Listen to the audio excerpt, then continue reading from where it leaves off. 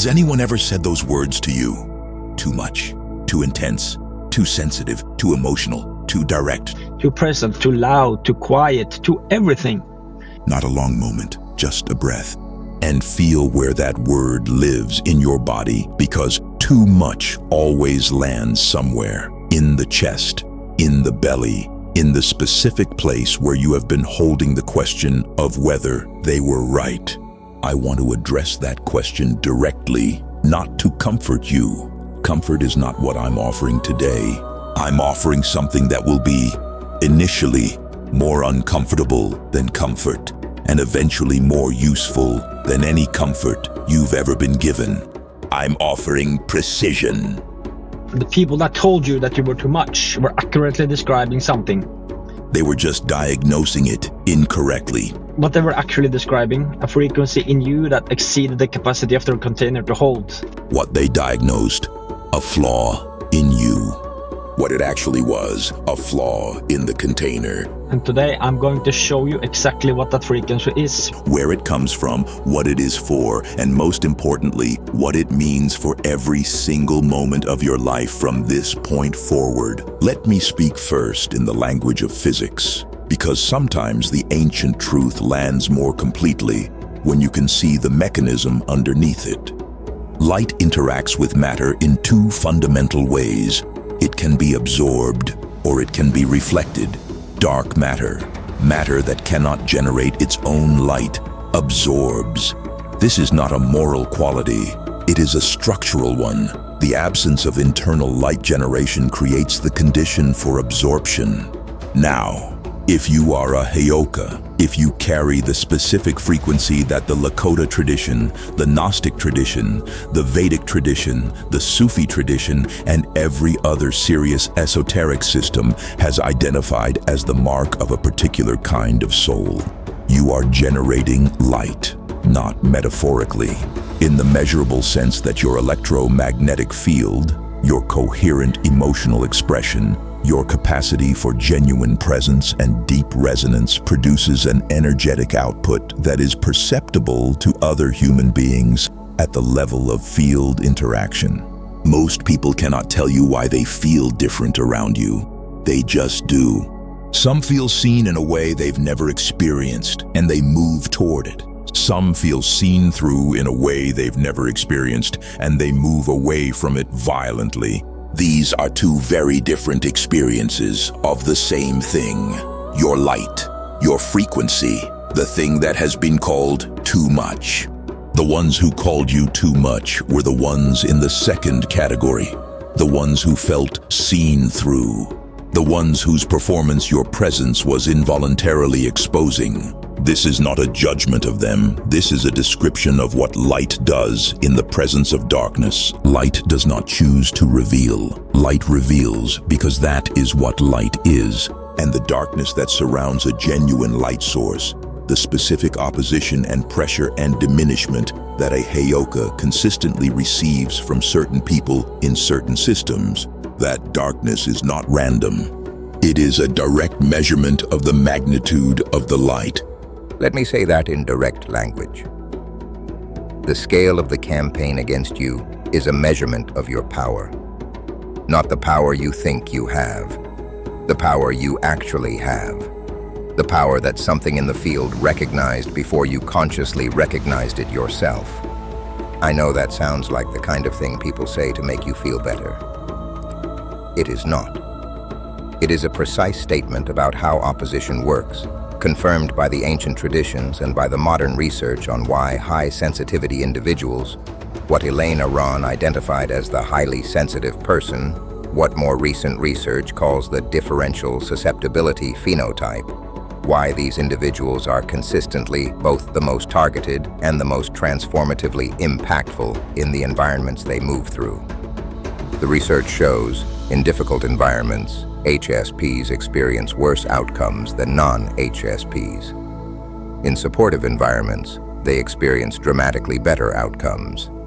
The reason is the same quality expressed in two different directions: heightened sensitivity, heightened responsiveness, heightened capacity to be affected by the environment. The same nervous system that took on every bit of damage from the hostile environment. That is the nervous system that, in alignment, transmits at a frequency the non-sensitive person cannot access. Your sensitivity is not the problem. Your sensitivity in the wrong container was the problem. This video, this channel, this community, this is the right container. And I want you to feel right now what it is like to be in a space where your frequency is not a problem to be managed. It is the point. In 1945, in the Egyptian town of Nag Hammadi, a collection of texts was discovered in a sealed jar. 13 leather-bound codices containing 52 early Christian writings. Many of them never made it into the canonical Bible. The most significant of these, the one that the early institutional church worked hardest to suppress and whose suppression required centuries of active effort, is the Gospel of Thomas. Not a narrative gospel, a collection of sayings, direct, unmediated, no miracles performed for public consumption, no institutional framing, just the words attributed to Jesus that someone considered important enough to preserve in the desert for 1700 years. One of those sayings reads like this: "If you bring forth what is within you, what you bring forth will save you. If you do not bring forth what is within you, what you do not bring forth will destroy you." I want you to sit with the second sentence. Not bring forth a performance of what is within you. Not bring forth a managed, appropriately dimmed, socially calibrated version of what is within you. What is within you? The full voltage, the actual frequency, the specific undiluted, unmanaged thing that gets called too much by people who cannot hold it. The teaching is not gentle about the consequence of not doing this.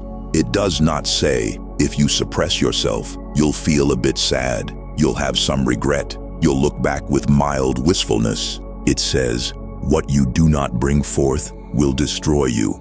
Because the Heyoka who suppresses the mirror does not become easier to live with. They become sick in the body because the energy that cannot be transmitted outward has to go somewhere. In the soul, because the instrument that is not making its sound is not at rest. It is in a kind of active pain that chronic suppression papers over with numbness.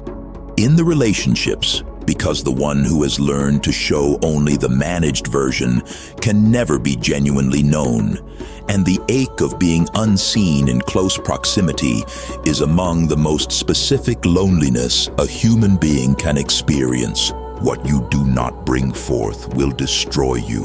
What you do bring forth will save you. Those are your actual options.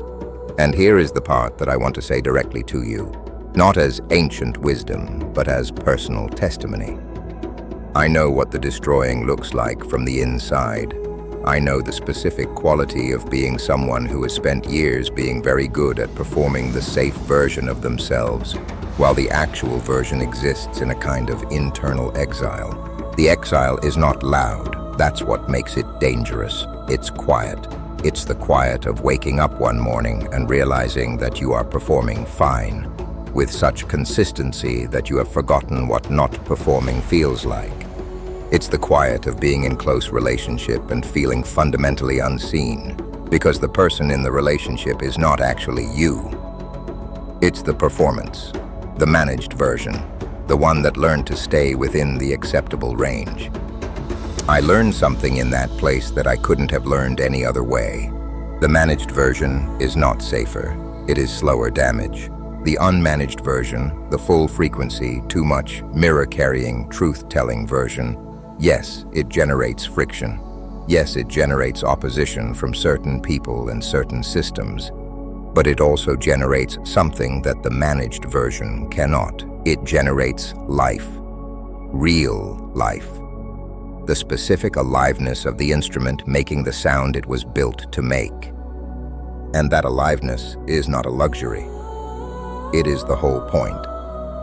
The Sufi tradition, Islamic mysticism at its most sophisticated, has been producing literature about the nature of the highly sensitive, intensely perceiving soul for over 1,000 years. Rumi, Hafiz, Rabia al-Adawiya, al-Hallaj, these are not gentle poets. These are practitioners who were, without exception, considered too much by the mainstream religious establishment of their time. Rumi was called a heretic. Hafiz was threatened repeatedly. Al-Hallaj was publicly executed for what the authorities interpreted as blasphemy, and what his own tradition later recognized as the most radical possible statement of divine unity. They were too much, formally, officially, with institutional consequences. And what they all, across centuries and traditions, agreed on was this: the intensity is not the obstacle. The intensity is the path. Rumi's metaphor, which I want to give to you not as a beautiful image, but as a practical instruction, is the reed flute, the ney, cut from the reed bed, hollowed out, played until the player's breath is completely through it. The cutting hurts, the hollowing hurts, the being played, the being used as an instrument for something that moves through you rather than something you produce. That is disorienting and sometimes frightening and always larger than what feels comfortable. But the sound, the specific sound that only the hollow reed makes, the sound that carries the cry of separation and transforms it into music that can move a room to silence and then to tears. That sound is only possible because the reed was cut. Your intensity, the depth of feeling that the people who called you too much were reacting to, is not a disorder. It is the reed in process. It is the instrument being made. What they called your weakness is actually the evidence of what you will eventually transmit. And what you will transmit is why the cutting was worth it. I want to be honest with you about what this means practically. Because the Heyoka tradition does not do inspirational without practical. The Heyoka delivers the truth, not the comfortable version of it. Being at full frequency in a world that hasn't fully calibrated to receive you, that continues to be difficult. Not as difficult as the suppression, but difficult in its own way. There will be rooms where your presence unsettles people, and you know it, and have to decide whether to manage it or let it work. There will be relationships where the mirror shows something the other person doesn't want to see, and your job is not to look away. There will be seasons where the opposition from the people who cannot handle the light intensifies, specifically because the light is intensifying. None of that resolves cleanly. The Heyoka path does not have a stage where you are fully accepted by everyone and the friction disappears. What changes is your relationship to the friction. Before the fire, the friction told you something was wrong with you. After the fire, the friction tells you the mirror is working. That is not a small shift. That is the difference between a life that is defined by other people's discomfort with what you are, and a life that uses other people's discomfort with what you are as a compass. I want to walk you through a very quick haul of historical figures who were told, formally and informally, that they were too much, because I think it matters to know whose company you are in. Socrates, the most rigorous mind in ancient Athens, executed for the crime of asking questions that made powerful people uncomfortable. His method, the Socratic method, consisted of nothing more than persistent, honest inquiry. The charges brought against him were corrupting the youth and impiety. The actual crime was being too present, too perceptive, too unwilling to stop when the discomfort was high. Hildegard von Bingen, 12th century German abbess, composer, theologian, botanist, mystic, and one of the most remarkable human beings the medieval world produced. She received visions from childhood, wrote extensively about them, composed music that is still performed today, and maintained correspondence with popes and emperors. She was also investigated multiple times by church authorities who found her level of direct spiritual access, bypassing the institutional hierarchy, deeply threatening. Too much, in the specific language of 12th century institutional religion.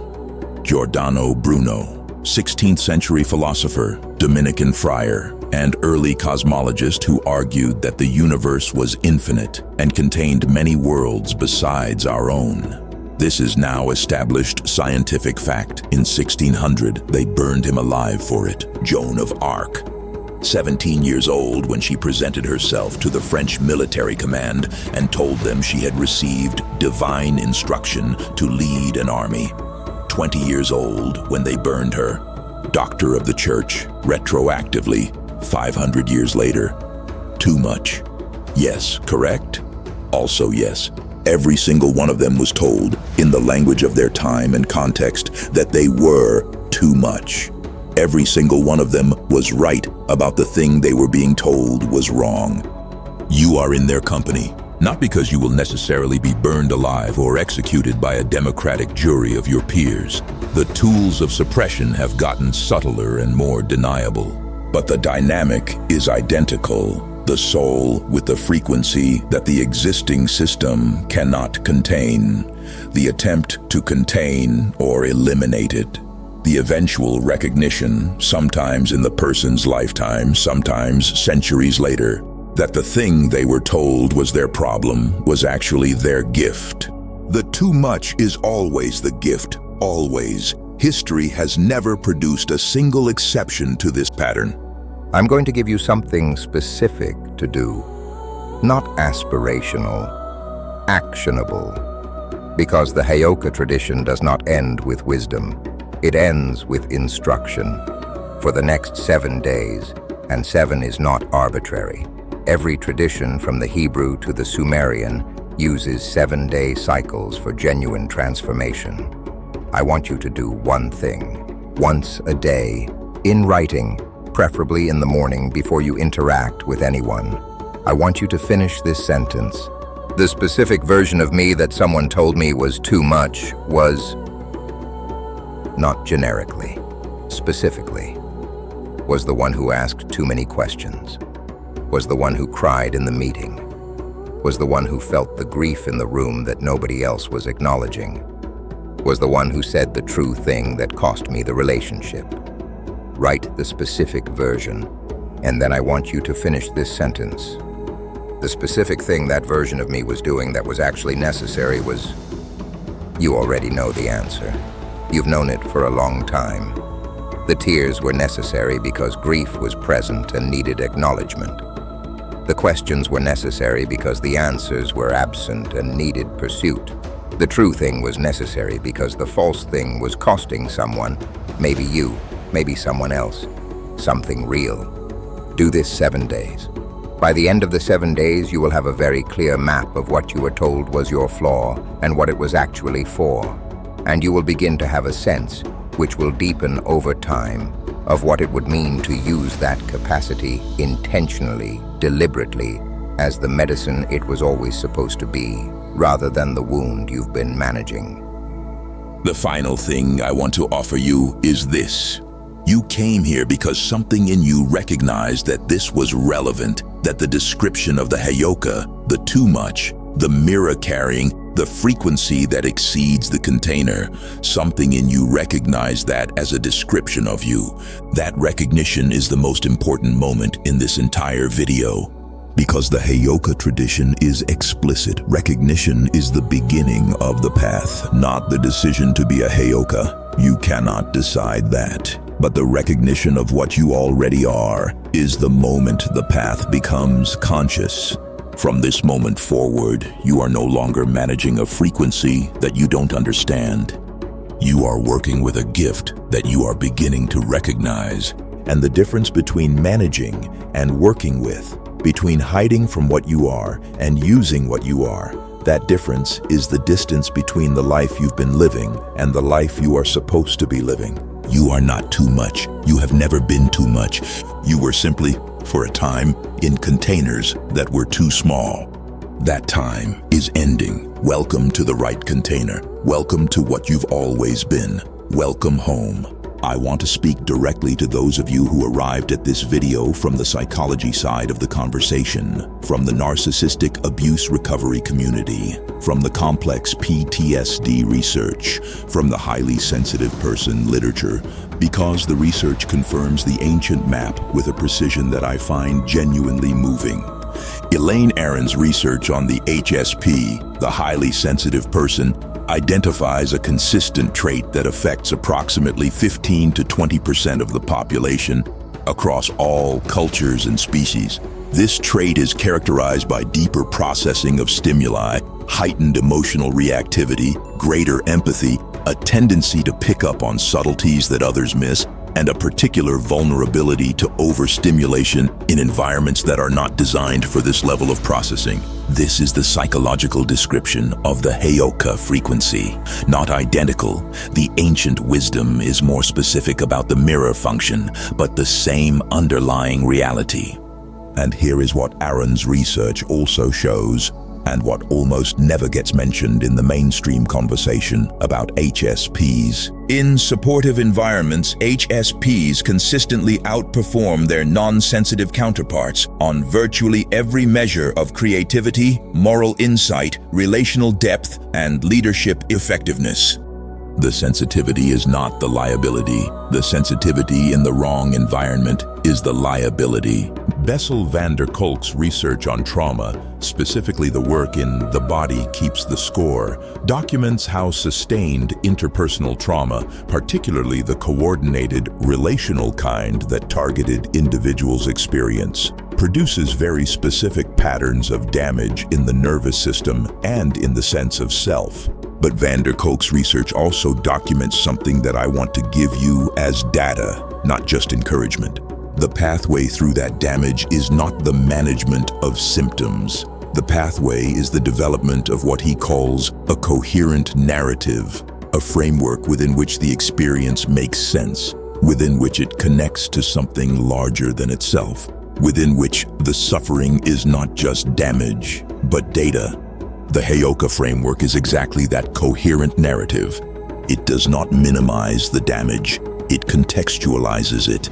And contextualization is not the same as minimization. It is the difference between this happened and it was terrible, and this happened and it was terrible, and it is also part of something larger that I can now see the shape of.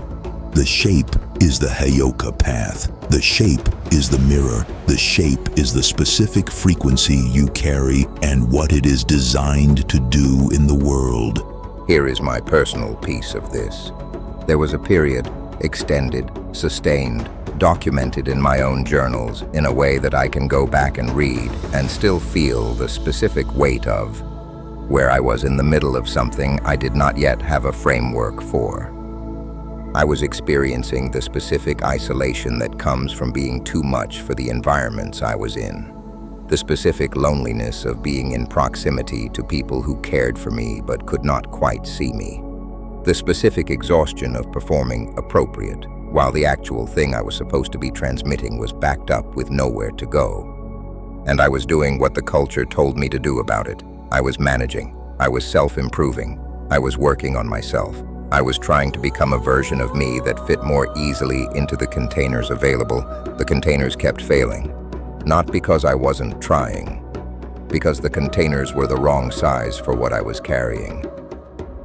I want to say that clearly because I think a lot of people in this community are in exactly that situation right now, working very hard to adapt themselves to containers that will never be the right size, and interpreting the container's failure to hold them as evidence of something wrong with them. Here is the reframe. Here is the thing I eventually understood. The container failing is not a diagnosis of you. It is a diagnosis of the container. The water is not wrong because the cracked cup cannot hold it. The water is just water. The cup needs to be replaced. And the replacement is not always about finding new external containers, new relationships, new communities, new environments, though sometimes those changes are necessary. Sometimes the replacement is the inner container, the framework, the way you understand what you are and what it's for. When I found the Heyoka framework, when the ancient wisdom gave me a precise name for what I had been experiencing without language, the container that changed was internal. The relationship to my own frequency changed. I stopped trying to reduce it. I started trying to understand it. And that shift, from reduction to understanding, changed everything. Here is what I want you to do. Not aspire toward, do. Starting when you finish this video. For 7 consecutive days, you are going to write. Preferably in the morning, before any screen time, before any news, before you've had to perform anything for anyone. Day 1 through 3. You write about the specific versions of yourself that were called too much. Not generically, specifically. On this date, in this situation, with this person, I was told that this aspect of me was the problem.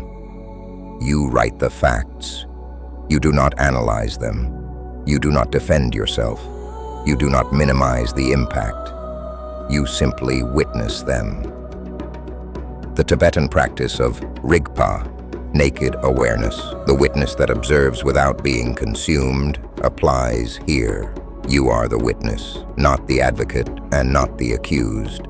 Day 4 and 5. You write about what that aspect of you was actually doing. The crying in the meeting was grief that the group was collectively avoiding, and you felt it first. The question that made everyone uncomfortable was the question that needed answering for the project to succeed. The directness that felt like aggression was accuracy in an environment that had agreed to be imprecise. You are not building a case for your defense. You are building a map. What was the specific function of the thing they called too much?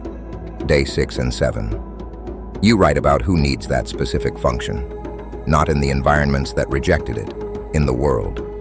Somewhere in the world, there are people for whom your specific frequency is not too much. It is exactly what they need. Who are they? Where are they? What are they going through? What could they receive from someone who carries what you carry? By day 7, you will have something more useful than inspiration. You will have a direction. And direction is what a Heyoka needs more than anything else. Not validation, not permission, not worthiness. Direction, the mirror facing toward the people who need to see what it reflects. The Heyoka Identity and Activation Guide is linked in the description. It covers the 7-day practice in full detail alongside the energetic protection work specific to high-frequency souls. Patreon Inner Circle is where we continue this conversation in real time. Small space, real people, real work. Comment below. Tell me the specific thing you were told was too much about you. I want to build a map of what the containers couldn't hold. I think it will tell us something important. Subscribe. Share this with the person in your life who has spent the longest time believing they were the problem. You were never the problem. You were always the frequency. Now transmit. Stay lit.